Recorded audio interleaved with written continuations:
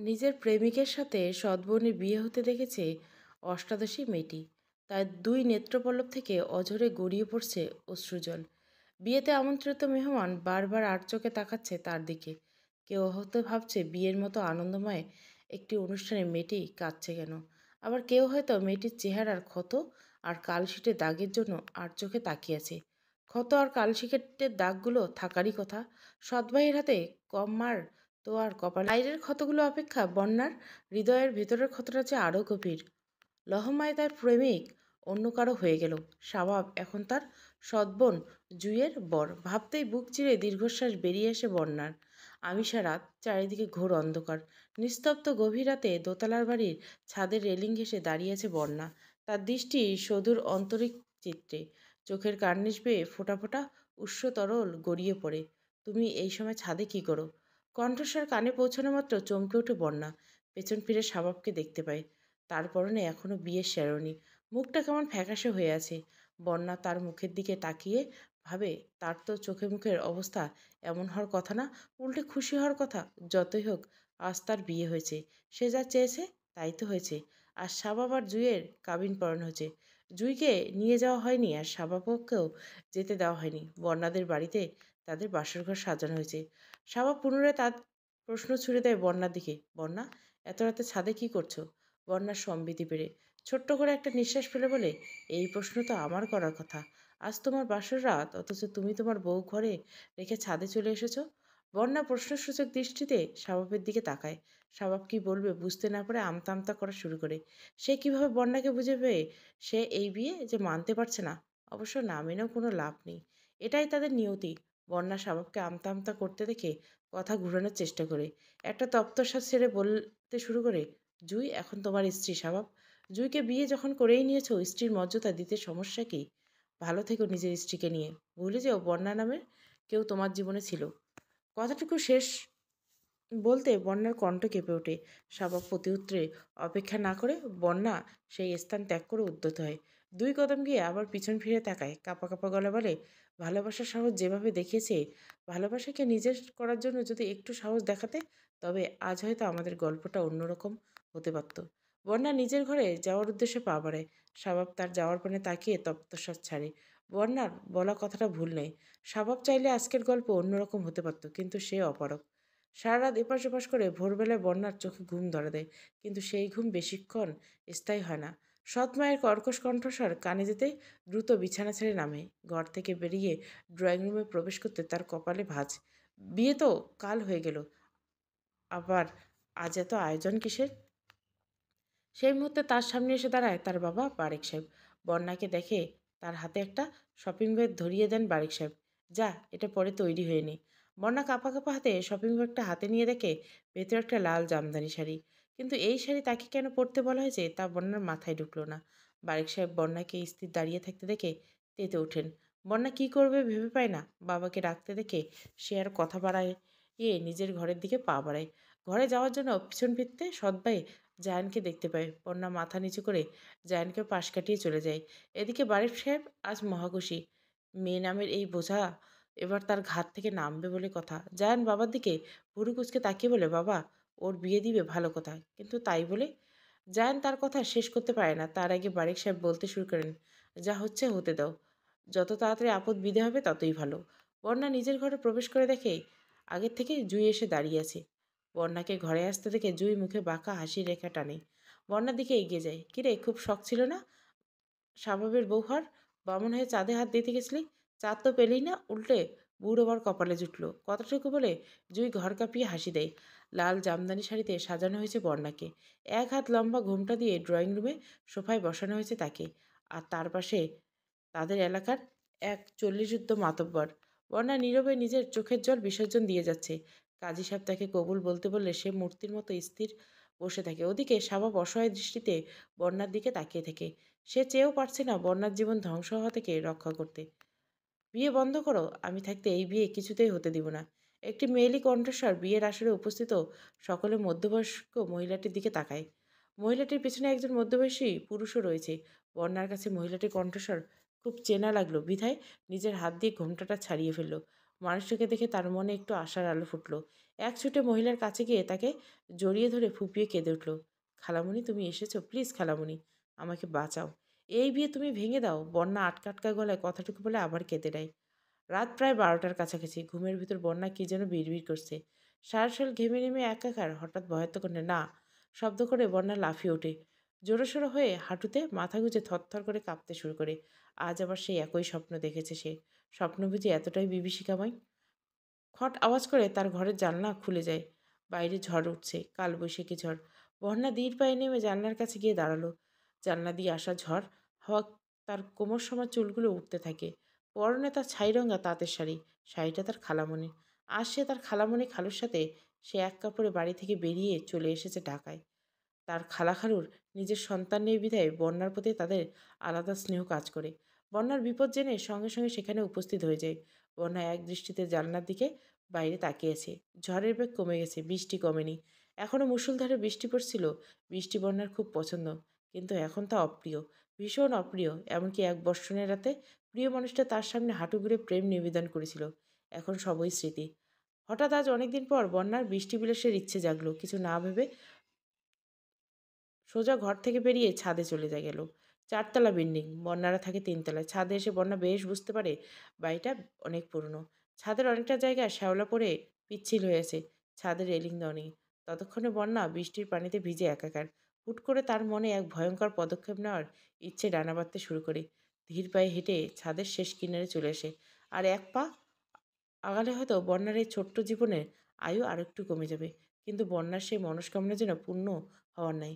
হঠাৎ এক পুরুষালী কণ্ঠস্বর। বন্যার পুরো শরীর কেঁপে ওঠে।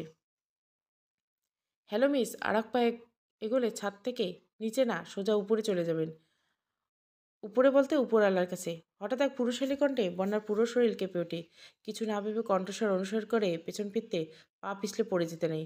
বন্যাকে মেশামাল দেখে লোকটা তড়িঘড়ি করে এসে এক হাত দিয়ে বন্যার বাম হাত চেপে ধরে, আর অন্য হাত যায় বন্যার কোমরে। আকস্মিক ঘটনায় বন্যা হতভম্ব। নিজেকে সামলে নিতে কিছুটা সময় লেগে যায় তার। যখন নিজের অবস্থান বুঝতে পারে, এক ঝটিকায় লোকটাকে ধাক্কা দিয়ে নিজের থেকে দূরে সরিয়ে দেয়। আগে পিছে না ভেবে দৌড় দেয় বাসায় যাওয়ার উদ্দেশ্যে। এদিকে লোকটা হা হয়ে গেল বন্যার কাজকর্ম দেখে। মেয়েটা কোনোভাবে তাকে ভূতটুত ভেবে নেয়নি তো? নিজেকে আশ্বস্ত করে লোকটা নিজের 2 হাত দিয়ে নিজের চেহারা গঠন বোঝার চেষ্টা করে। না, তার চেহারা একদম সুন্দর স্বাভাবিক মানুষের মতো। তাহলে মেয়েটা এভাবে তার থেকে ছিটকে পালিয়ে গেল কেন? বৃষ্টির বেগ ততক্ষণে কমেছে। লোকটা এতক্ষণ ছাদের এক কোণায় বসে আপন মনে খেয়ালে টুপটাপ বৃষ্টি পড়া দেখছিল। সেখানে বসেছিল, সেখানে মাথার উপর টিনের ছাউনি থাকায় সে ভিজে যায়নি। কিন্তু আগুন্দুক মেয়েটার হাবভাব তার সুবিধার লাগেনি। তাই তো মেয়েটা যখন ছাদের কেনায় চলে যায়, সেও তার পিছনে গিয়ে দাঁড়ায়। যার জন্য তাকে বৃষ্টির পানি মাথায় লাগাতে হলো। লোকটা নিজের ডান হাত দিয়ে চুলে পরপর 2বার ঝাড়ি দিয়ে বাড়ি করে একটা ধন্যবাদ অন্তত আমার প্রাপ্য ছিল বৃষ্টিকন্যা। গ্রীষ্মকালে বন্যার খুব অপ্রিয়। এই সময় এদিকে যেমন গরম, তেমনি অন্যদিকে সময় অসময়ে কালবৈশাখী ঝড়ে অত্যাচার। এই তো আজ সে তার খালু মাঝার সাহেবের সাথে বেরিয়েছিলেন জামাকাপড় কিনতে। আসার পথে মাঝার সাহেব বললেন তার জরুরি কাজে অফিস যেতে হবে। বাসার সামনে বন্যাকে নামিয়ে দিয়ে তিনি রিক্সা নিয়ে চলে গেলেন অফিসের উদ্দেশ্যে। এমন সময় বৃষ্টি শুরু হলো, তুমুল বৃষ্টি। রিক্সা থেকে নেমে শুধু রাস্তা পার হয়েছে, তাই একদম ভিজে চুপচুপ হয়ে গেছে বন্যা। বন্যার একটা বিরক্তির নিঃশ্বাস ফেলে সিঁড়ি দিয়ে উঠতে শুরু করে, কিন্তু দোতলা পর্যন্ত উঠে সে পড়ল আর এক অস্বস্তিকর পরিস্থিতি। উপর থেকে একটা লোক হাতে ফোন চাপতে চাপতে নিচে নেমে আসছিল। বন্যা নিশ্চিত এটা কালকে সেই লোকটা। যদিও কাল সেই লোকটার চেহারা পরিষ্কারভাবে দেখেনি, তবু আবছা আবছাভাবে লোকটার মুখের কাঠামো তার মনে এসে কি এক অস্বস্তিকর মুহূর্তে সে পড়ল। বুকের ভিতর মনে হচ্ছে কেউ হাতুড়ি পিঠে করছে। কেন যে সে এমন একটা পদক্ষেপ নেওয়ার দুঃসাহস দেখাতে গেল? লোকটা নিজ মনে ফোন চাপতে চাপতে নামছে। বন্যার মনে হলো লোকটা বোধহয় তাকে চিনতে পারেনি ভেবে হাঁপ ছেড়ে বসল। লোকটা যে মুহূর্তে তাকে পাশ কাটিয়ে নিচে নামতে লাগলো, সে ভাবলো এই সুযোগে কেটে পড়ি। যেই ভাবা সেই কাজ, দিল এক দৌড়। কিন্তু তার সেগুড়ি বালি। আবারও সেই পুরুষালী কণ্ঠস্বর, এই যে মিস। বন্যা থামলো, কিন্তু পরক্ষণে লোকটার ডাক তোয়াক্কা না করে দৌড় দিতে পা বাড়ালো। বৃষ্টিকন্যা দাঁড়ান। বন্যা এবারে পালানোর পরিকল্পনা সফল হল না। কি যেন ছিল এই ডাকটায়, যা উপেক্ষা করার সামর্থ্য বন্যার নেই। বন্যা যে জায়গায় ছিল সেই জায়গায় ঠায় দাঁড়িয়েছিল। এদিকে লোকটা নিজের ঠোঁট কামড়ে হাসছে। বন্যাকে এমন অস্বস্তিকর পরিস্থিতি ফেলে সে কি সুখ পেল, তা শুধু সেই জানে। বন্যাকে এক পলক আপাতমস্তক দেখে নিল, তারপর সিঁড়ি বেয়ে উঠতে লাগলো। বন্যা যে সিঁড়িতে দাঁড়ানো, লোকটা তার 2 সিঁড়ির নিচে এসে দাঁড়ালো। এক দৃষ্টিতে কিছুক্ষণ বন্যার মুখের দিকে তাকিয়ে অতি নিচু স্বরে বলল, মায়াবী। লোকটার মুখে এই একটা শব্দ শুনে বন্যার পুরো শরীর কাঁপুনি দিয়ে উঠল। লোকটার অভিব্যক্তি বুঝতে লোকটার দিকে তাকালো। সাথে সাথে লোকটার চোখে চোখ পড়ল বন্যার। সেই চোখের দিকে তাকিয়ে থাকার সাধ্যি বন্যা দেখাতে পারল না। পরক্ষণে আবার চোখ সরিয়ে নিচের দিকে তাকিয়ে থাকলো। এবারও লোকটা ঠোঁট কামড়ে হাসলো। কিছুক্ষণ বন্যার মুখের দিকে তাকিয়ে থেকে কি যেন ভেবে নিজের প্যান্টের পকেটে হাত দিল। পকেট থেকে কিছু একটা বের করে বন্যার সামনে হাঁটু গেড়ে বসলো। বন্যা কী করবে ভেবে না পেয়ে 2 সিঁড়ি উপরে গিয়ে জড়সড় হয়ে দাঁড়িয়ে রইল। লোকটা ভুরু কুঁচকে এক পলক তার দিকে তাকিয়ে নিঃশব্দে হেসে উঠে দাঁড়ালো। 2 সিঁড়ি উপরে উঠে আবারও বন্যার সামনে হাঁটু গেড়ে বসলো। এবার বন্যার কোনো প্রতিক্রিয়া করার সুযোগ না দিয়ে পকেট থেকে বের করা নুপুরটা বন্যার ডান পায়ে পরিয়ে দিল। বন্যার চোখ গোল গোল করে ঘটনা হজম করার চেষ্টা চালাচ্ছে। পায়ের নুপুরটা দেখে সে কিছুটা আঁচ করতে পারল। নুপুরটা বন্যারই, বন্যার মায়ের শেষ স্মৃতি। আজ সকালে তার খেয়াল হয় তার ডান পায়ের নুপুরটা নেই। তন্ন তন্ন করে পুরো বাড়ি খুঁজে নুপুরের নও খুঁজে পেল না। এবার তার কাছে বিষয়টি পরিষ্কার। কাল রাতে হয়তো তার পা থেকে নুপুরটা খুলে গিয়েছিল, সে টের পায়নি। একবার ভাবলো লোকটাকে ধন্যবাদ দেব, কিন্তু কাল রাতে তার করা বোকামির কথা মনে পড়তে সে গুটিয়ে গেল। লোকটা তার ব্যাপারে কি ভাবছে কে জানে। তার চেয়ে বরং মানুষটাকে এড়িয়েই যাওয়াই ভালো। বন্যা আর কিছু না ভেবে দৌড়ে উপরে গেল। এদিকে লোকটা বন্যা যাওয়ার দিকে তাকে বিড়বিড় করে বলল, এবারও আমার একটা ধন্যবাদ প্রাপ্য ছিল মিস। আপনি কি কোনোভাবে ইউসাইন বোল্টকে টেক্কা দেওয়ার প্রশিক্ষণ নিচ্ছেন? লোকটা নিঃশব্দে হাসলো। বাম হাত দিয়ে নিজের মাথার পিছনটা চুলকে এবার একটু শব্দ করে হাসলো। আবারও বিড়বিড়ে বলতে লাগলো, প্রথম দেখায় ভেবেছিলাম আপনার হয়তো উপরওয়ালার কাছে যাওয়ার খুব তাড়া, কিন্তু না, এখন বুঝলাম আপনার উপরওয়ালার কাছে যাওয়ার না, বরং কারো হৃদয় মাঝারে নিজের জায়গা করার তাড়া, একটু বেশিই তাড়া। ফোন কানে নিয়ে কপাল কুঁচকে নিজের অফিসে ডেস্কে বসে আসে স্বভাব। ফোনের ওপাশে জুই ঘ্যান ঘ্যান শুনতে শুনতে সে বিরক্ত। নিজের রাগ নিয়ন্ত্রণে রাখা ও আর পক্ষে আর সম্ভব হচ্ছে না। না পেরে কান থেকে ফোন সরিয়ে কল কেটে দেয়। সে বেশ ভালো করেই জানে তার এই কাজের জন্য জুই তার মায়ের কান ভাঙাবে। আর তার মাও তাকে হাজারটা কথা শোনাতে উদ্যত হবে। এখন রোজকার সাধারণ ঘটনা এটা। রোজ রোজ জুই ফোন করে বলবে তার এটা চাই ওটা চাই। এমনকি স্বভাবের ক্রেডিট কার্ডটাও পর্যন্ত সে নিয়ে নিয়েছে। স্বভাব মাঝে মাঝে চিন্তা করে জুইকে কি তাকে বিয়ে করছে নাকি তার টাকাকে। স্বভাবকে এমন নিয়তির জন্যই এতদিন স্বভাব তার মাকে দায়ী ভাবত, কিন্তু এখন মনে হচ্ছে ভুলটা তারই। বন্যা তো ঠিকই বলেছিল। সেদিন একটু সাহস দেখিয়ে যদি বন্যাকে বিয়ে করে নিত, তাহলে আজ তার জীবনের এমন নির্দিষ্ট দিকে এগোতো না। গোসল সেরে বন্যা গেল রান্নাঘরে। তার খালামণি মহিমা বেগম সেখানে রান্নায় ব্যস্ত। মহিমা বেগম বন্যাকে দেখে মুচকি এসে নিজ কাজে মন দিল। বন্যা তার সাথে হাতে হাতে কাজ করে দিতে থাকলো। হুট করে একটা প্রশ্ন ঘুরপাক খেতে লাগলো বন্যার ছোট্ট মস্তিষ্কে। অকপটে প্রশ্নটা মহিমা বেগমকে করে ফেলল, খালামণি, তোমরা না বিদেশে ছিলে? মহিমা বেগম ঘাড় ঘুরিয়ে বন্যার দিকে তাকিয়ে হেসে জবাব দিল, ছিলাম তো, 2 সপ্তাহ হলো দেশে ফিরছি। এসে থেকে সুযোগ খুঁজছিলাম কবে তোর সাথে দেখা করতে যাব, কিন্তু তোর খালুর নতুন অফিসে জয়েন হওয়ার সাথে সাথে ব্যস্ততা শুরু হয়, তাই যাওয়া হয়ে ওঠে না। আচ্ছা খালামণি, তোমার সাথে বাবার কোনো যোগাযোগ ছিল না? আমাকে যে জোর করে বিয়ে দেওয়া হচ্ছিল তা বাড়ির মানুষ ছাড়া কেউ জানতো না। তাহলে তুমি আর খালু কিভাবে জানলে? আমি নিজেও তো তোমাদের সাথে যোগাযোগ করতে পারিনি। মহিমাগঞ্জ নিজের কাজে মন দিয়ে ছোট্ট করে জবাব দিল, এত জেনে কী করবি বলতো? বিয়ে যে হয়নি তার জন্য হাজার শুক্রিয়া। বন্যা বুঝতে অসুবিধা হয় না তার খালামণি তার থেকে কিছু লুকাতে চাইছে। আবার প্রশ্ন করতে যাবে তখনই কলিং বেল বাজলো। মহিমা বেগম বন্যাকে তাড়া দিয়ে বললেন, বন্যা যা তো দেখ তো কোথায় তোর খালু এসেছে। বন্যা একটা দীর্ঘশ্বাস ফেলে চলল দরজা খুলতে সামনে দাঁড়িয়ে থাকা মানুষটিকে দেখে তার চোখ কপালে উঠল। মানুষটা এখানে কেন এসেছে? দরজা খুলে সাদের সেই লোকটাকে দেখে অবাকের শেষ সীমানায় বন্যা। ফ্যালফ্যাল করে লোকটার দিকে তাকিয়ে আছে বন্যা। মনে মনে ভাবছে লোকটা কি কোনোভাবে কাল রাতে ঘটনা খালামণিকে জানাতে এসেছে। খালামণি তাকে আপন সন্তানের মতো ভালোবাসে, তারা যদি জানতে পারে এমন কাজ করতে গেছিল তাহলে খুব কষ্ট পাবে। বন্যাকে চোখ গোল গোল করে তাকিয়ে থাকতে দেখে লোকটা দুষ্টু এসে বন্যার কানের কাছে নিজের মুখ এনে ফিসফিস করে বলে, আমি বুঝি দেখতে এতটা সুদর্শন যে আমাকে চোখ দিয়ে গিলে খাতে চাচ্ছেন মিস? খেতে চাইলে খেতে পারেন, আমার আপত্তি নেই। লোকটা নিজের মুখ সরিয়ে নিয়ে ঠোঁট কামড়ে হাসে। এদিকে তার কথায় বন্যা লজ্জায় লাল নীল হতে শুরু করছে। কি করে কি করে পরিস্থিতি স্বাভাবিক করতে ভাবতে কানে আসে মহিমা বেগমের গলার স্বর। কে এসেছে রে বন্যা? মহিমা বেগম আঁচলে কপালের ঘাম মুছতে মুছতে বন্যার দিকে এগিয়ে এলেন। লোকটাকে দেখে মহিমা বেগম এক গাল হেসে বললেন, আরে আদিত্য তুমি? আদিত্য নামের লোকটা হালকা হেসে জবাব দেয়, জি আন্টি, বাজারের ব্যাগটা দিতে এলাম। বাজারের ব্যাগ? মহিমা বেগম প্রশ্নসূচক দৃষ্টিতে আদিত্যের দিকে তাকান। মাজার সিঁড়ি বেয়ে উঠে আস্তে আস্তে বললেন, আর বলো না, বয়স হয়েছে, এখন আর বোঝা টানতে পারি না। বাজারের ব্যাগটা নিয়ে আস্তে ধীরে উপরে উঠছিলাম, এমন সময় আদিত্যের সাথে দেখা।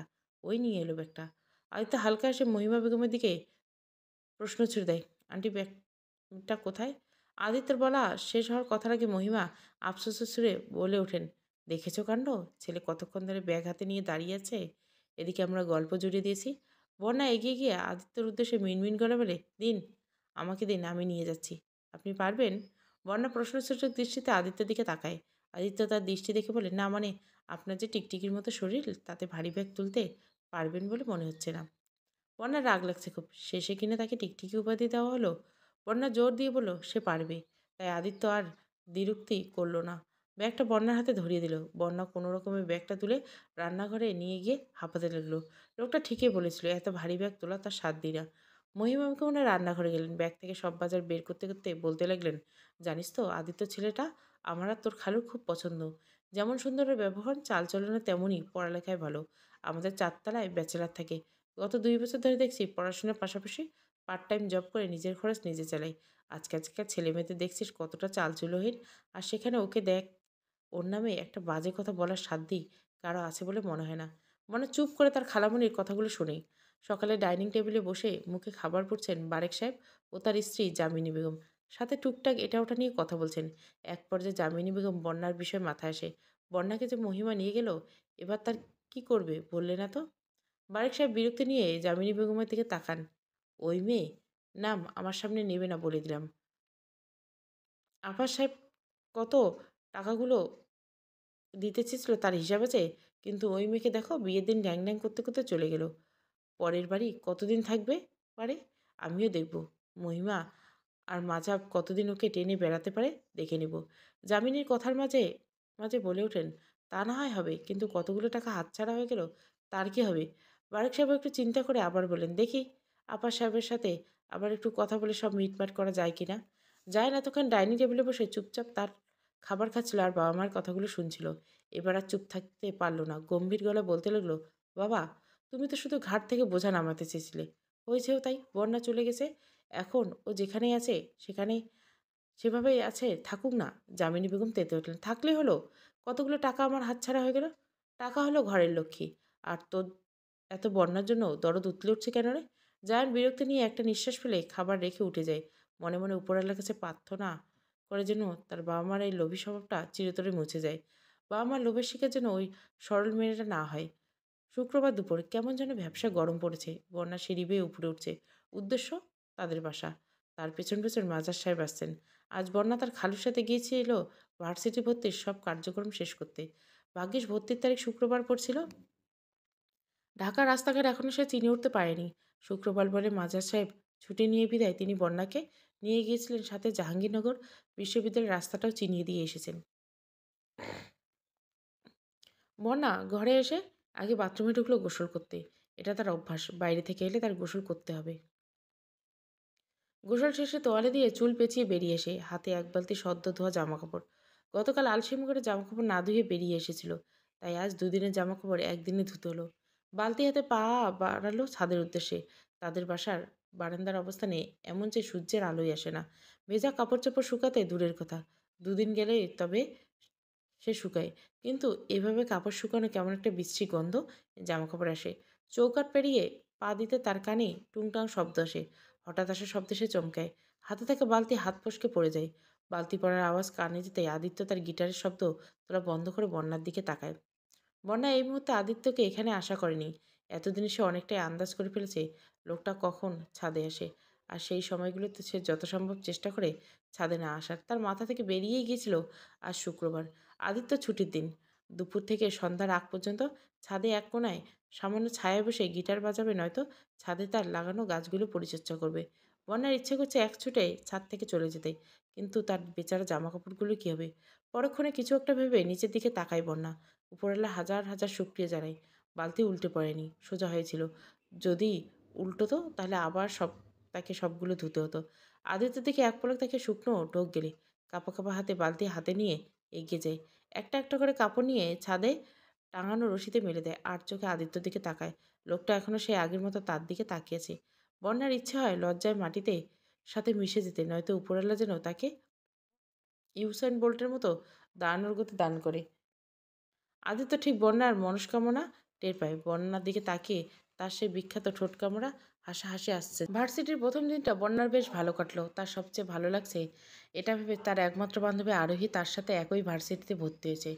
আজ মাজার সাহেব নিজে বন্যাকে ভার্সিটিতে নিয়ে গেছিলেন, আবার নিয়েও এসেছেন। বন্যা ঘরে এসে বাথরুমে ঢুকে হাত মুখ ধুয়ে বেরিয়ে আসে। ভার্সিটি যাওয়ার আগে গোসল করে গিয়েছিল, তাই দ্বিতীয়ত আজ আর গোসল করলো না। আজ সকাল থেকে তার গলায় কেমন খুসখুস করছে, তাই দ্বিতীয়বার গোসলের সাহসটা দেখাতে চাইল না। তোয়ালে দিয়ে মুখ মুছে সময় তার চোখ যায় জানলার বাইরে। বাইরে কাঠফাটা রোদ উঠছে। হুট করে বন্যার মাথায় এলো সকালে সে ছাদে ভেজা কাপড় মেলে দিয়ে এসেছিল। ইস, জামা কাপড়ের রং বোধহয় এতক্ষণে জ্বলে গেছে। বন্যা আর অপেক্ষা না করে ছুটলো ছাদের দিকে। ছাদে গিয়ে এক এক করে সব কাপড় রশি থেকে নামিয়ে নিজের কাঁধে রাখতে শুরু করলো। এমন সময় কোথা থেকে আগমন ঘটলো আদিত্য নামক মানুষটার। আদিত্য বন্যার এক পলক আপাতমস্তক দেখে এক ধমক। আপনি কি পাগল হয়ে গেছেন বৃষ্টিকণা? এই তপ্ত দুপুরে আপনি ছাদে এসেছেন খালি পায়ে? হঠাৎ হওয়ার কথার আক্রমণে বন্যা চমকে আদিত্যর দিকে তাকায়। চোখে চোখ পড়তে বন্যার চোখ সরিয়ে সর্বশেষে থাকা তার ওড়নাটা নামানোর উদ্দেশ্যে এক পা এগিয়ে আসতে আ বলে আত্মনাদ করে ওঠে। বন্যা যেখানে পা রেখেছিল সেখানেই পড়েছিল একটা অর্ধমৃত্যু মৌমাছি। বিধায় মৌমাছি হুল ফুটানো বন্যার পায়ে। আদিত্য আরও এক প্রস্ত ধমক দিয়ে এগিয়ে এসে বন্যার পায়ে হাত দিতে নিলে বন্যা সঙ্গে সঙ্গে কাচুমুচু হয়ে যায়। আদিত্য চোখ গরম করে বন্যার দিকে তাকায়। বন্যা তার দৃষ্টি উপেক্ষা করে খুঁড়িয়ে খুঁড়িয়ে যত দ্রুত পারা যায় প্রস্থান করে। এদিকে আদিত্য বন্যাকে যেতে দেখে দীর্ঘশ্বাস ফেলে। চোখের চিকন ফ্রেমের চশমাটা ডান হাতের আঙুল দিয়ে ঠেলে আপন মনে বিড়বিড় করে, পালিয়ে তো যাচ্ছেন, যান। 15 ডলারে পুড়িয়ে ছাড়খাড় করতে চাচ্ছেন, বেশ করুন। আমি আমার বৃষ্টিকন্যাকে কোনো ইচ্ছে অপূর্ণ রাখতে পারি না। তবে যেদিন আমি পালিয়ে যাব সেদিন আপনিও বিরহের আগুনে পুড়বেন বৃষ্টিকন্যা।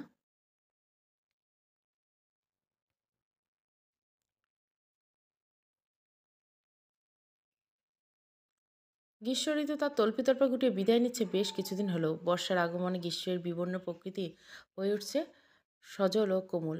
প্রকৃতি এখন মত্ত হয়ে আছে সময়ে অসময়ে পৃথিবীর বুকে জল বর্ষণে। তেমনি এক বর্ষমুখর দিন। নীল শাড়ি গায়ে জড়িয়ে নীল রাঙা কাচের চুড়ি হাতে বৃষ্টি বিলাসে মত্ত শ্যামকন্যা দুই হাতে উঁচু করে ছুঁয়ে দিচ্ছে বৃষ্টির ফোঁটা। অনতিদূরে বৃষ্টিকন্যার অগোচর তার প্রেমিক পুরুষ দু চোখে তৃষ্ণা মিঠা নিচ্ছেন। বৃষ্টির ফোঁটাগুলি শ্যামাঙ্গী তরণীকে ছুঁয়ে দিচ্ছে নিবিড়ভাবে, যা প্রেমিকের মনে জন্ম দেয় নিষিদ্ধ কিছুর বাসনা। সেই ঈষাদ হয় বৃষ্টি ফোঁটাগুলোর প্রতি। এদিকে বৃষ্টিকন্যা সে তো বৃষ্টিবিলাসে মত্ত হয়ে উঠছে। প্রেমিক যে ঈর্ষায় জ্বলে পড়ে যাচ্ছে তা কি বোঝে না? মাজার সাহেব আর মাহিনা বেগম আজ তাদের গ্রামে গেছে। মাজার সাহেব বড় ভাইয়ের অসুস্থতার কথা জানার পর তারা রাজশাহীর উদ্দেশ্যে রওনা হয়েছেন। বনা তাদের ঢাকার বাসাতেই রয়েছে, তার ভার্সিটি আছে। ভার্সিটি থেকে এসে ফ্রেশ হয়ে সোজা রান্নাঘরে ঢুকে গেল। দুপুরেও রাতের খাবার একবারে বানিয়ে নিল। একার জন্য আর কতটুকু রান্নাঘর রাখবে। রান্না শেষ করে ঘরে এসে বিছানায় গা এলিয়ে দিল। কিছুক্ষণ দু চোখ বন্ধ করে সেভাবে পড়ে রইল। হঠাৎ জানলা গলে আসা দমকা বাতাস তার শরীরে কাঁপন ধরে দিল। চোখ মেলে জানলার দিকে তাকালো। আকাশে কাজল কালো মেঘ জমছে। যে কোনো সময় হয়তো বর্ষণ শুরু হবে। বন্যা তপ্তশ্বাস ফেলে হাঁটা ধরল ছাদের উদ্দেশ্যে। ছাদে গিয়ে প্রথমে চোখাচোখি হলো আদিত্যের সাথে। বন্যা আগের থেকে জানতো এমন কিছু হবে। এখন সে অভ্যস্ত হয়ে পড়েছে। আগের মতো মানুষটাকে দেখা মাত্র পালাই পালাই করে না সে। কারণ সে বুঝে গিয়েছে যতই সে পালাই পালাই করুক মানুষটা তার পিছু ছাড়ে না। পালাই পালাই স্বভাবটা গেলেও আদিত্যকে এড়িয়ে যাওয়ার স্বভাবটা এখনও যায়নি বন্যার। আসলে আমরা এমনই। যতক্ষণ একজন মানুষ আমাদের পিছে পিছে ঘুরে থাকে আমরা তাকে মূল্য দিই না। কিন্তু মানুষটা যখন হারিয়ে যায় আমরা ঠিকই বুঝি সেই মানুষটার গুরুত্ব আমাদের জীবনের কতটা। বন্যাও কি আদিত্যর হারিয়ে যাওয়ার পর বুঝবে আদিত্য মানুষটা তার অজান্তে তার জীবন কতটা জায়গা দখল করে নিয়েছে। সবসময় আজও বন্যার কাপড় উঠাতে ব্যস্ত হয়ে আদিত্যর হাতে গিটার নিয়ে এক দৃষ্টিতে তার বৃষ্টিকন্যাকে দেখতে মত্ত। গুড়ি গুড়ি বৃষ্টি পড়া শুরু হয়েছে। আদিত্য এখনও তার জায়গায় স্থির হয়ে বসে আছে। বন্যা কাপড় তোলা শেষ। নিচে নেমে আসতে গিয়েও থেমে গেল। এক পলক আদিত্যর দিকে তাকালো, আবার আকাশের দিকে তাকালো। আজ বেশ বৃষ্টি হবে, কিন্তু মানুষটা এখনও এভাবে বসে আছে কেন? বাসায় যাবে না? মানলাম তার বৃষ্টি পছন্দ, তাই বলে এই অসময়ে বৃষ্টিতে ভিজবে? বন্যা কিছুক্ষণ আপন মনে আমতামতা করতে থাকে। সে কি করবে? আদিত্যকে জিজ্ঞাসা করবে তার কি করা উচিত? নিজের মনের সাথে কিছুক্ষণ যুদ্ধ করে বন্যা নিজের মনকে ধাতস্থ করে নেয়। কয়েক মুহূর্তের জন্য নিজের সকল সংকোচ মাটি চাপা দিয়ে প্রশ্ন করেন, আপনি বাসায় যাবেন না? বৃষ্টি নামবে তো? আদিত্য বন্যার দিকে ঘোর লাগা দৃষ্টিতে তাকায়। চোখে চোখ পড়তে বন্যা নিজের দৃষ্টি নামিয়ে দেয়। আদিত্যর এই চোখের গভীরতায় একবার ডুব দিলে আর বের হতে পারবে বলে মনে হয় না। বন্যা আদিত্যর প্রতি উত্তরে আশায় চোখ নামিয়ে দাঁড়িয়ে থাকে, কিন্তু মানুষটার কোনো প্রতি উত্তর নেই। বন্যা চোখ উঠিয়ে আদিত্যর দিকে তাকায়, আবারও তাতে চোখাচোখি হয়ে যায়। মুহূর্তে বন্যা তার দৃষ্টি সরিয়ে ফেলে। ছাদের মেঝের দিকে দৃষ্টি স্থির রেখে রিনরিন গলায় আদিত্যর উদ্দেশ্যে বলে, বৃষ্টি নামবে, বাসায় যান, এই অসময়ে বৃষ্টিতে ভিজবেন না, জ্বর বাঁধবে। বন্যা চলে গেল। আদিত্য তার যাওয়ার পানে ঠোঁট কামড়ে হাসে। মেয়েটা তার দিকে খেয়াল আছে তাইলে। বন্যা ঘরে এসে কাপড়গুলো নির্দিষ্ট স্থানে রাখলো। হুট করে তার চোখ যায় ড্রেসিং টেবিলে আয়নায়। মিলিয়ে যাওয়া চেহারা নিয়ে ধীর পায়ে এগিয়ে যায় আয়নার দিকে। কিছুক্ষণ একদৃষ্টে আয়নায় নিজের প্রতিবিম্বের দিকে তাকিয়ে থাকে। হরিণীর ন্যায় টানা টানা চোখ তার। চোখের পাতাগুলো অতি দীর্ঘ, গোলাকার চেহারা, খাড়া নাক, মুখের গড়ন মন্দ নয়, তবে রংটা একটু চাপা। বন্যা আপন মনে বিড়বিড় করে, সে আদিত্যর চোখে যেন মায়াবী। আসলে কি মায়াবী, নাকি আবারও মায়ের ভাষ্যমতে কুৎসিত? না, সে কুৎসিত না। আল্লাহ তাআলা কোনো সৃষ্টিই কুৎসিত না। তাহলে মানুষ কেন মানুষের মধ্যে সুন্দর কুৎসিত ভেদাভেদ সৃষ্টি করে? গিটারের টুকটাক আওয়াজে কানে আসতে বন্যার ধ্যান ভাঙে। ডান দিকে ফিরে দুপা এগিয়ে জানলার ধারে গিয়ে দাঁড়ায়। মানুষটা তার মানে বন্যার কথা শোনেনি। এই অসময়ে ছাদের ক্ষুদ্র ছাউনির নিচে বসে গিটার বাজাতে ব্যস্ত সে। এরপর যে জ্বর উঠবে তখন কি হবে? তীব্র অভিমানে বন্যা নিজেকে ধাতস্থ করে সে আর মানুষটার সাথে কথা বলবে না, কক্ষণই না। চেয়ারে উপরে পা তুলে বসে জুই ফোনে অনলাইনে শপিং করতে ব্যস্ত। এটা তার নিত্যদিনের কাজ। রোজ রোজ ওয়েবসাইটগুলোতে ঘুরে ড্রেস গহনা করতে থাকবে। প্রয়োজন ছাড়া সব কিনে আলমারি ভর্তি করে ফেলছে। স্বভাব তার এই কাজে বিরক্ত। জুই যখন শপিং করতে ব্যস্ত তখন তার শাশুড়িমা ওকে ডেকে পাঠান। জুই তার শাশুড়িমাকে তোয়াক্কা না করে নিজের কাজে মন দেয়। কয়েকবার ডেকেও যখন জুইয়ের সাড়া পেলেন না, বাধ্য হয়ে নিজে এলেন জুইয়ের কাছে।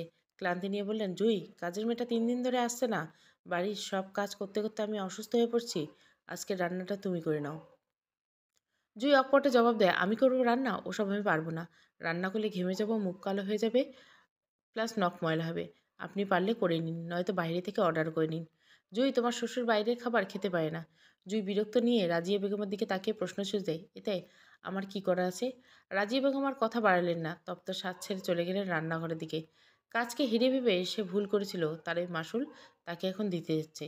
বন্যা গত 8 ঘন্টা যাবৎ আদিত্যের বাসার সামনে দাঁড়িয়েছে। একটু পরপর এদিক ওদিক পায়চারি করছে, মনে মনে হাজার হাজার কল্পনা জল্পনা করছে। একবার ভাবছে গেটে নক করবে, আবার ভাবছে না, করবে না। মানুষটা গত 2 দিন ধরে কোনো দেখা পায়নি বন্যা। গত 2 দিন ছাদেও আসেনি। তার ভার্সিটির সামনে রোজকার মতো একবারও ঘুরঘুর করেনি। নির্ঘাত সেদিন বৃষ্টিতে ভিজে জ্বর বাঁধিয়েছে। বন্যা মনে ভাবে, জ্বর বাঁধিয়েছে তাতে আমার কি? আমি তো তাকে বারণ করছিলাম, তিনি আমার কথা না শুনে নাচতে নাচতে গিয়েছেন বৃষ্টিতে ভিজতে। বন্যা চলে যেতে নিয়েও গেল না, তার মন সায় দিচ্ছে না। বেহায় মন বারবার জানতে চেয়েছে মানুষটা কেমন আছে। বন্যা পরপর দুটো বড় শ্বাস নিলে নিজেকে মনকে ধাতস্থ করে নেয়। কলিং বেল বাজাতে গিয়ে খেয়াল করলো তার হাত অনবরত কাঁপছে। ঘেমে নিয়ে একদম একাকার হয়ে যাচ্ছে সে। অদ্ভুত তো, এমন কেন হচ্ছে তার? তবে কি তার মনে একটু একটু করে সর্বনাশা অনুভূতি জন্ম নিচ্ছে? কাঁপা কাঁপা হাতে কলিং বেল চেপে জড়সড় হয়ে দাঁড়িয়ে থাকে বন্যা। মিনিট দুয়েক পর খট আওয়াজ করে দরজা খুলে যায়। তবে দরজা আদিত্য খুলেনি, খুলেছে অন্য কেউ। বন্যা লোকটাকে চেনা চেনা লাগছে, এই বিল্ডিংয়ে দেখেছে। বোধহয় আদিত্যর রুমমেট। লোকটা প্রশ্নসূচক দৃষ্টিতে বন্যার দিকে তাকায়। বন্যা কী বলবে বুঝে উঠতে পারে না। তার সব তালগোল পাকিয়ে যাচ্ছে, গলা শুকিয়ে কাটকাট হয়ে গেছে। শত চেষ্টায় একটা শব্দ মুখ থেকে বের হয় না, করতে না পেরে আশাহত হয় বন্যা। স্বভাববশত ছুটে পালিয়ে এসে ওদিকে আদিত্যর রুমমেট হাঁ করে তাকিয়ে যাওয়া বন্যায় দেখে, কি অদ্ভুত মেয়েটা। সকালবেলা গুড়ি গুড়ি বৃষ্টি নিয়ে বন্যা বেরিয়েছিল ভার্সিটির উদ্দেশ্যে। ভার্সিটি শেষে সোজা চলে যায় নতুন স্টুডেন্টকে টিউশন পড়াতে। বন্যার মনটা আজ বেশ ফুরফুরে। যার ক্রেডিট দিতে হবে তার নতুন স্টুডেন্টকে। বন্যার নতুন স্টুডেন্টের নাম মৌমিতা। মেয়ে 7ম শ্রেণীতে পড়ে। মেয়েটা যেমন মিষ্টি কথা বলে তেমন মিষ্টি মিষ্টি। আর যতক্ষণ বন্যা তাকে পড়েছে, পড়ার ফাঁকে মজার মজার কথা বলে বন্যাকে হাসিয়ে ছেড়েছে। মেয়েটার বাবা নেই। 2 বছর আগে অ্যাক্সিডেন্টে মারা গেছে। সে আর তার মা একা একটা ফ্ল্যাটে ভাড়া থাকে। এসব ভাবতে ভাবতে বন্যা বাসায় ঢুকলো। মহিমা বেগম তখন টেবিলে খাবার সাজাতে ব্যস্ত। বন্যাকে দেখে তাড়া দিয়ে বলল, জলদি গোসল করে খেতে আসতে। বন্যা চটজলদি গোসল করে তাওয়াল দিয়ে চুল মুছতে মুছতে বাথরুম থেকে বেরিয়ে এসে প্রথমত তার চোখ যায় জানলার দিকে। সদূর অন্তরিক্ষে চলছে কাজলা কালো মেঘের মেলা। বন্যা মনে মনে শান্তির শ্বাস ছাড়ে। ভাগ্যিস আর জামাকাপড় ধুইনি, নইলে এই বৃষ্টিতে শুকাতে দিত কোথায়। বন্যা ডাইনিং টেবিলে এসে দেখে মহিমা বেগম সদর দরজার দিকে তাকিয়ে যাচ্ছেন। তাকে যেতে থেকে বন্যা প্রশ্ন দেয়, খালামণি, ওইদিকে কৌ যাও? বন্যা প্রশ্নসূচক দৃষ্টিতে তাকিয়ে থাকতে দেখে মহিমা বেগম বলে, আর বলিস না, আজ বাসার সব চাদর পর্দা একসাথে ধুয়ে ছাদে শুকাতে দিয়ে এসেছে। আকাশে কি মেঘ জমেছে দেখছিস? সময় থাকতে গিয়ে নিয়ে আসি। বন্যা দ্রুত পারমায় এগিয়ে গিয়ে বলে, তুমি থাকো খালামণি, আমি গিয়ে আসছি। বন্যা মহিমা বেগমকে আর কিছু না বলে দ্রুত সিঁড়ি বেয়ে উপরে উঠতে থাকে। এদিকে মহিমা বেগম পিছু ডাকতে থাকেন, বন্যা, অনেকগুলো কাপড় তুই একা আনতে পারবি না মা? কে শুনে কার কথা? ছাদের চৌকাঠ পেরোতে চোখাচোখি এক গিটার হাতে নিয়ে বসে থাকা আদিত্যর সাথে। লোকটা ৩ দিনে কেমন শুকিয়ে গেছে, চোখ মুখের রং পাল্টে গেছে। আদিত্যর সাথে চোখ পড়তে বন্যার সাথে সাথে চোখ সরিয়ে নেয়। তীব্র অভিমানে আদিত্যর উপস্থিতি তোয়াক্কা না করে নিজ কাজে মন দেয়। বন্যার অভিমান বহিঃপ্রকাশ দেখে আদিত্য ঠোঁট কামড়ে হাসে। গিটার রেখে উঠে দাঁড়িয়ে বন্যার কাছে গিয়ে দাঁড়ায়। তবু বন্যা তাকে পাত্তা দেয় না। তার দেখে আদিত্যর কপালে সূক্ষ্ম ভাঁজ পড়ে। কি হলো? কথা বলবে না আমার সাথে? আদিত্য প্রশ্নসূচক দৃষ্টিতে বন্যার দিকে তাকায়। বন্যার কোনো হেলদোল না দেখে আদিত্য আবার শোধে, বৃষ্টিকন্যা? এবার বন্যার চোখ মুখ কুঁচকে আদিত্যর দিকে এক পলক তাকিয়ে আবার রশি থেকে কাপড় নামাতে ব্যস্ত হয়ে পড়ে। তার কাছে আদিত্য হাসে। অভিমানের পাল্লাটা তাহলে একটু ভারী। বন্যার বাম হাত ধরে হ্যাঁচকা টানে বন্যাকে নিজের কাছে নিয়ে আসে। বন্যার রাগ নিয়ে মানুষটার দিকে তাকায়। বন্যার রাগ দেখে লোকটা হাসে। বন্যার চোখে পড়া লোকটার ডান গালে পড়া টোলে। হলদে ফর্সা চেহারা, তার ঠোঁটগুলো কালচে, হয়তো সিগারেট খাওয়া অভ্যাস আছে। চোখে চিকন ফ্রেমের চশমা, ডান গালের মাঝখানে কুচকুচে কালো তিল। হাসলে তিলের জায়গায় টোল পড়ে। তার চেহারা সবচেয়ে বেশি আকর্ষণীয় জায়গা হলো তার বাম চোখের ভুরু। বাম চোখের ভুরুর ঠিক মাঝখানটায় একটা কাটা দাগ, যার কারণে ভুরু দুভাগে বিভক্ত হয়ে আছে। বৃষ্টি কোনো অভিমান ভাঙাতে এই হীন প্রেমিক পুরুষকে কি করতে হবে শুনি? আদিত্যর কথা বন্যার ধ্যান ভাঙে। কিছুক্ষণ চুপ থেকে বলে, অসময়ে বৃষ্টিতে ভিজতে বারণ করেছিলাম। আদিত্য একগাল হাসে। বৃষ্টিতে না ভিজলে আর টানা ২ দিন জ্বরে না ভুগলে যে বুঝতেই পারতাম না বৃষ্টিকন্যার মনে আমি জায়গা পেয়েছি। বন্যা কি বলবে বুঝে উঠতে পারে না, চুপ করে ঠায় দাঁড়িয়ে থাকে। আদিত্য বন্যার কানের কাছে নিজের মুখ এনে ফিসফিসে বলে, প্রেয়সীর অভিনিবেশ পেতে শুধু জ্বর কেন, দুরারোগ্য নিজেকে শরীরে পুষতে দ্বিধা করব না বৃষ্টিকন্যা। বন্যার শরীর কেঁপে ওঠে। এক ঝটকায় আদিত্যকে ধাক্কা দিয়ে সরিয়ে ছাদ থেকে নামতে নেয়।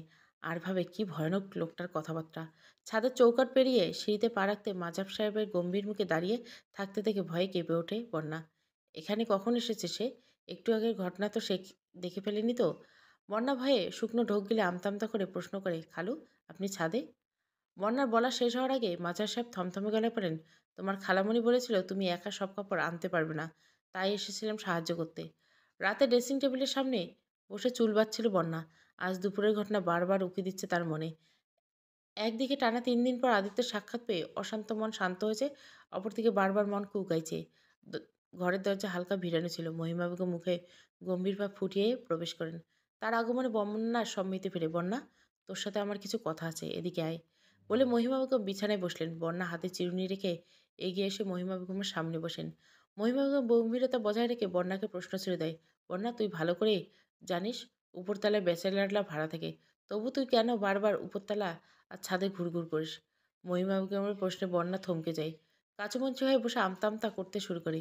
মহিমা বেগম বন্যার অস্থিরতা টের পেয়ে দীর্ঘশ্বাস ফেলেন। মুখের গম্ভীরতা ভাব সরিয়ে স্বাভাবিক গলায় বলেন, বন্যা, আমার কোনো সন্তান নেই। আর তোর মা তো নেই। আর যে বাবা আছে সে থাকা না থাকাই সমান। তোর ভবিষ্যতের কথা ভেবে আমি আর তোর খালু তোর বাবার বিরুদ্ধে গিয়ে তোকে আমাদের কাছে নিয়ে এসেছি। এখন যদি কোনো অঘটন ঘটে তার দায়ভার কে নিবে? আশা করি আমার কথাগুলো তুই বুঝেছিস। বন্যা তার মিউয়ে যাওয়া মুখ নিয়ে খালামণির দিকে তাকায়। মহিমা বেগম তার মাথায় স্নেহের পরশ বুলিয়ে দিতে বললেন, আমরা তোর খারাপ চাই না। তোর জন্য যেটা ভালো অবশ্যই সেটা করব। তোর বয়স কম, আবেগে গা ভাসিয়ে চলিস, এটা তোর দোষ না, বয়সের দোষ। স্বভাব তোর সাথে কি করলো তা তুই দেখলি। আমি চাই না তুই দ্বিতীয়বার আবার একই ভুল কর। আর শেষ একটাই কথা বলবো, এমন কোনো কাজ করিস না যাতে তোর মাথার উপর তোর খালামণি আর খালুর ছায়াটাও হারিয়ে যায়। বর্ষর মুখর দিন, প্রকৃতি আপন নিয়মে তার তাণ্ডব লীলা চালাচ্ছে। সারাদিন বিরতিহীন পৃথিবীর বুকে ঝাড়ছে আকাশকণা অশ্রুজল। অপরাহ্নের শেষবার আকাশ তার অশ্রুজলে বর্ষণে অবশেষ থামল। অখণ্ড আকাশে কাজল কালো মেঘের ছড়াছড়ি। তারই তরে প্রেমিক পুরুষ তার বৃষ্টিকন্যার মুখোমুখি দাঁড়িয়ে। আদিত্য তার গম্ভীর দৃষ্টি নিক্ষেপ করে আছে তার বৃষ্টিকন্যার দিকে। অপরদিকে বৃষ্টিকন্যার চোখে মুখে অনুনয়ের আভাস।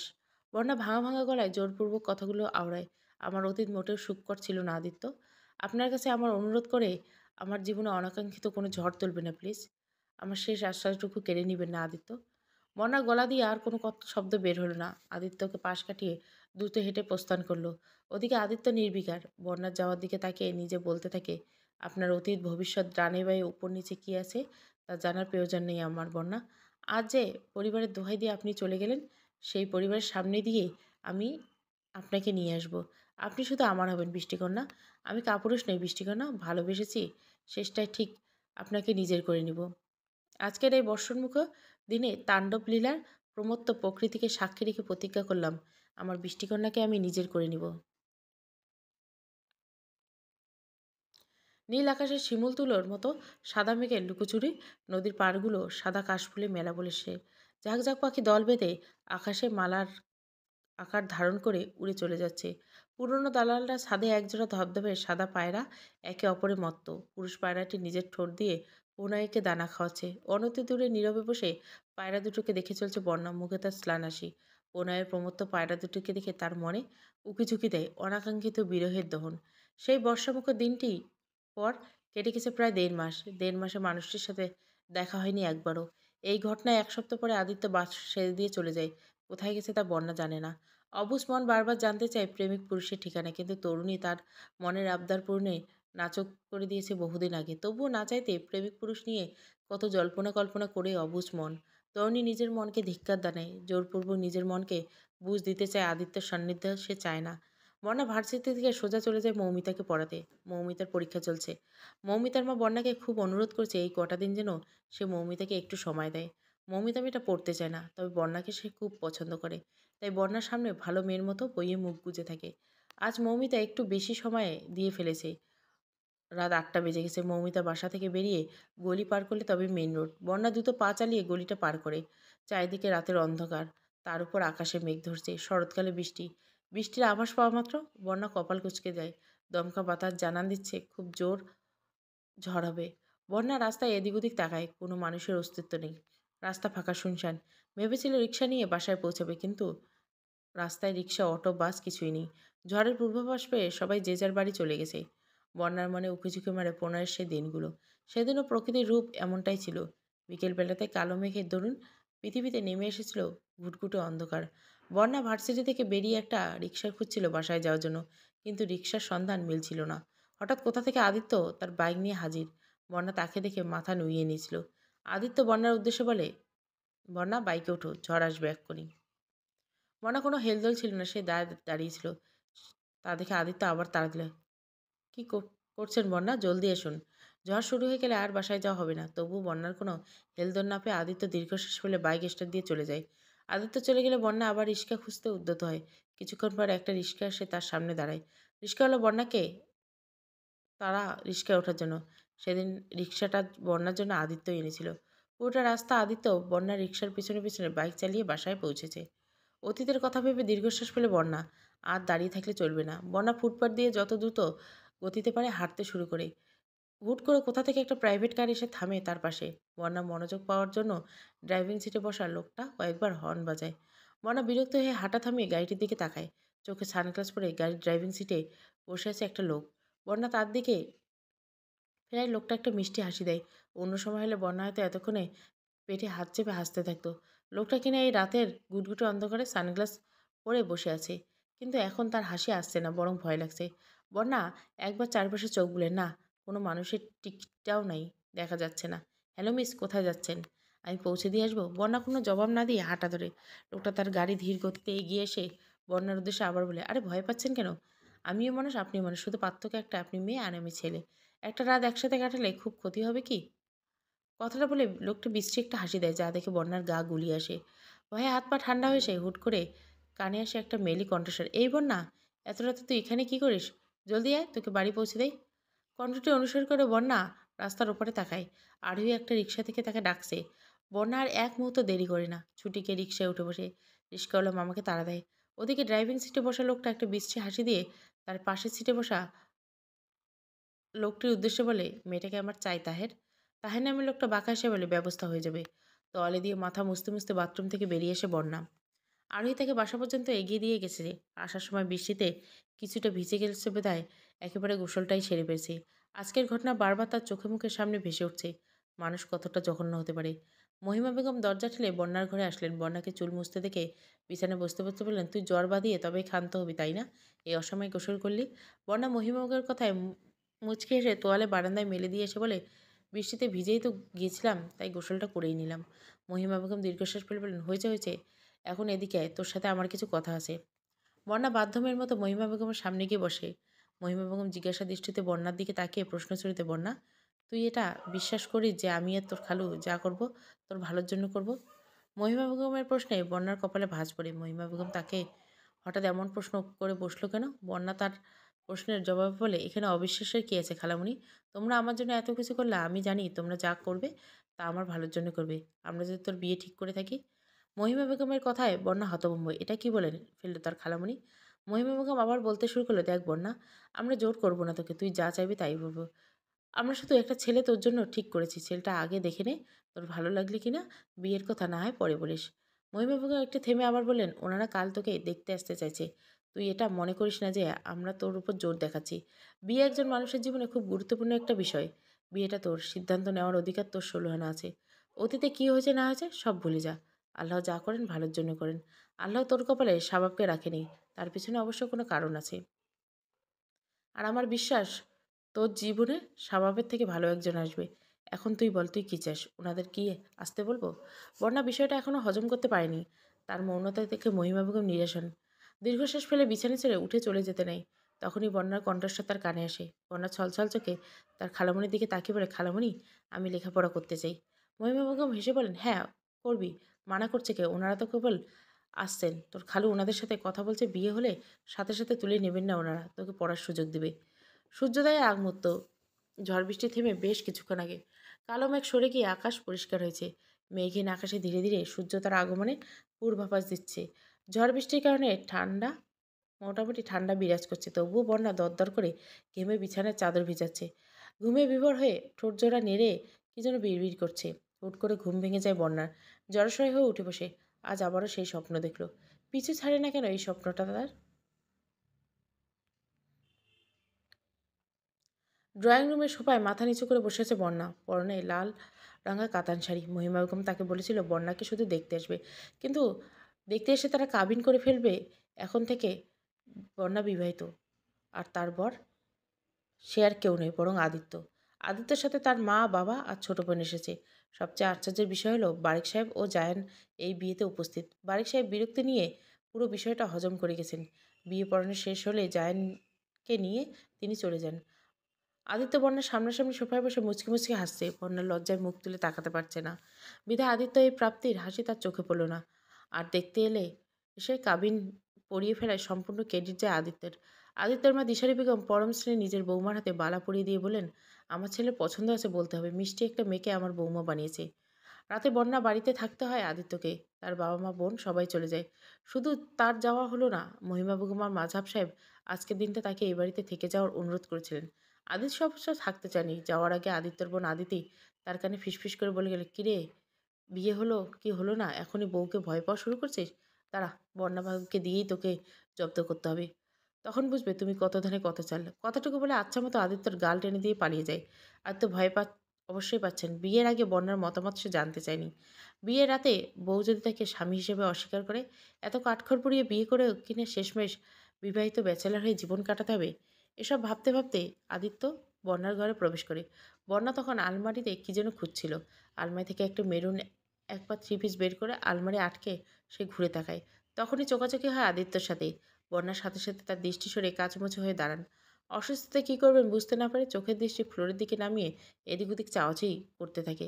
কিছুক্ষণ এইভাবে থেকে ধীর পায়ে হেঁটে আদিত্যকে পাশ কাটিয়ে বাথরুমে চলে যায়। পুরো সময়টা আদিত্য দৃষ্টি স্থির ছিল তার বৃষ্টিকন্যার দিকে। তার ঠোঁট ঝুলছিল দুষ্টু হাসি। না জানি মেয়েটাকে অস্বস্তিতে ফেলে সে কি আনন্দ পায়। বন্যা তাকে পাশ কাটিয়ে চলে গেলে সে ঠোঁট কামড়ে হাসে। আপন মনে বিড়বিড়ে, বলেছিলাম না বৃষ্টিকন্যা, আপনাকে আমি নিজের করে নিব। আমার কথা আমি রেখেছি। আজ থেকে আপনি স্থায়ীভাবে আমার একান্ত ব্যক্তিগত হলেন। আজ থেকে আপনি মিসেস আদিত্য আইমান। সকাল সকাল আদিত্য বন্যাতের বাসা থেকে বেরিয়ে যায়। তার নাকি অফিস আছে। বন্যা জানলার কাছে বিছানার কোণে বসে বাইরের প্রকৃতি দেখছে। এই জানলা দিয়ে বাড়ি থেকে খানিকটা দূরে থাকা ছোট্ট নদীটা দেখা যায়। বন্যা প্রায় সময় জানলার পাশে বলে নদীটার ঢোল পানি খেলা করছে। আজ তাই করছে। তবে আজ তার মনোযোগ নদীর জলের দিকে নেই। সে ব্যস্ত নিজের জীবনে হিসাব কষতে। একটা জীবনে তার কত কিছু পরিবর্তন হয়ে গেল। এক অনাকাঙ্ক্ষিত সম্পর্কে বান্ধনে আবদ্ধ হয়ে পড়ছে। আদিত্য নামটা তার জীবনের সাথে নিবিড়ভাবে জড়িয়ে গেছে। বন্যার মনে প্রশ্ন জাগে, এই সম্পর্কের পরিণতি কি আদৌ সুখকর হবে, নাকি শেষটায় আবারও তাকে ভেসে বেড়াতে হবে দহন যন্ত্রণা সাগরে। প্রতিদিনের মতো বন্যা ভার্সিটি সব ক্লাস শেষ করে বাসায় যাওয়ার উদ্দেশ্যে ক্যাম্পাস থেকে বেরিয়ে আসে। রোজ আরোহীর সাথে সে বাড়ি ফিরে। তবে আজ আরোহী তার বন্ধু বান্ধবদের সাথে আড্ডায় মজেছে। বন্যার এসব ভালো লাগছে না। সবসময় সবার থেকে একটা দূরত্ব বজায় রেখে চলার চেষ্টা করে। তাই আরোহীর আশায় না থেকে একাই বাসায় চলে যাওয়ার উদ্দেশ্যে উদ্যত হয়। ক্যাম্পাস থেকে বেরিয়ে আসতে বন্যার চোখ মুখ কুঁচকে যায়। সূর্যের তীব্র আলোর চোখ মেলে তাকানো কষ্টকর, তবু কিছু করার নেই। মধ্যবিত্ত পরিবারের সন্তান এসব সহ্য করেই যেতেই হবে। বন্যা নিজের হাত চোখের উপরে ধরে পিটপিট করে চোখ খুলে। আজকে যা গরম পড়ছে, হেঁটে গেলে নিঘাত মাঝরাতায় বেহুশ হয়ে পড়ে থাকবে। তাই বন্যা আশেপাশে তাকে রিক্সা খুঁজতে উদ্যত হয়। হুট করে একটা বাইক এসে তার সামনে ব্রেক কষে দেয়।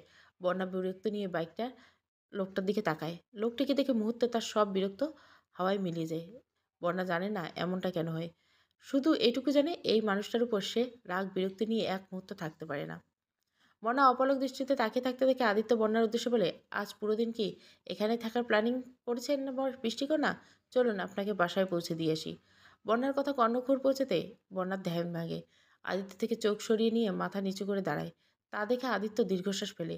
কবে যে মেয়েটা তার সকল জড়তা ভুলে তাকে গ্রহণ করবে। আদিত্য আবারে বলে, কি হলো বন্যা, চলুন। বন্যা সেভাবে কাচুমুচু হয়ে দাঁড়ায়।